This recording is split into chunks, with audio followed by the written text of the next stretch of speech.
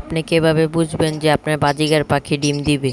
Hello guys, আসসালামু আলাইকুম। সবাইকে মিনি বার্ডস হাউস বিডিতে স্বাগতম। সো আজকে আমি আপনাদেরকে শেখাবো যে বাজিগার পাখি ডিম পাড়ার লক্ষণ। প্রথম ধাপ, বাজিগার মেয়ে পাখিটি সবসময় হাঁড়িতে যাওয়া আসা করবে। দ্বিতীয় ধাপ, আপনি খেয়াল করবেন যে পুরুষ পাখিটি মহিলা পাখিটিকে মুখে করে খাবার খাইয়ে দিচ্ছে।